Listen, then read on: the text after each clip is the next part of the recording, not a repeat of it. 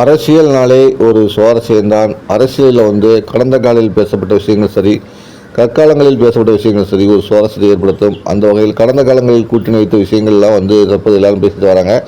அந்த வகையில் மதிமுக பொதுச் செயலாளர் ஒரு கருத்து தெரிவிச்சிருக்காரு. என்னென்னு பார்த்தீங்கன்னா, மதிமுகவுடைய கூட்டம் தலைமை அலுவலகத்தில் நடந்துச்சு, சென்னையில் நடந்துச்சு. இந்த கூட்டத்தில் பல விஷயங்கள் பேசியிருக்காரு. அது என்ன செய்திருக்காருன்னா, மதிமுகவுக்கு சோதனை காலகட்டம் வரும்போதெல்லாம் அதை தடுக்க என்ன வழி என்று யோசித்த போது, சில நேரங்களில் தவறான முடிவுகளையும் தவறான செயல்களையும் நான் எடுத்தேன். அந்த தவறான முடிவுகளுக்கு நானே பொறுப்பாகும். இருந்தாலும் நீங்கள் அதை ஏற்றுக்கொண்டீர்கள். நான் ஒருபோதும் அதிமுகவுடன் கூட்டணி வைத்துக்கொள்ள விரும்பவில்லை அப்படின்னு ஒரு குண்டத்தை போட்டிருக்காரு. அதில் என்ன சொல்லியிருக்காருன்னா, ஆனால் மதிமுகவில் இருந்து ஒரு 8 பேராவது எம்எல்ஏ ஆக வேண்டும் என்ற எண்ணத்தில் தான் ஜெயலலிதாவை சந்தித்து பேசி, அப்போது திருச்சியில் நடந்த திமுக மாநாட்டை கூட நான் புறக்கணித்தேன்.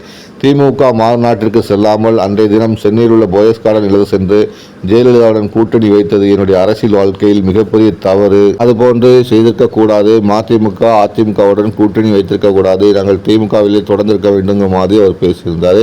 இதுபோன்று கட்சி வளர்ச்சிக்காக சில தவறான முடிவுகளை தன் வாழ்க்கையிலும் கட்சியிலும் எடுக்க நேர்ந்ததாக குறிப்பிட்டிருந்தார். மேலும் இந்த கட்சியில் நிலவும் ஒரு குழப்பமான சூழ்நிலை குறித்து அந்த மீட்டிங்கில் பேசியிருந்தார். இருந்தாலும் அதிமுக குறித்த விமர்சனம் சமூக தளத்தில் வேகமாக பரவி சர்ச்சை ஏற்படுத்தி வருகிறது.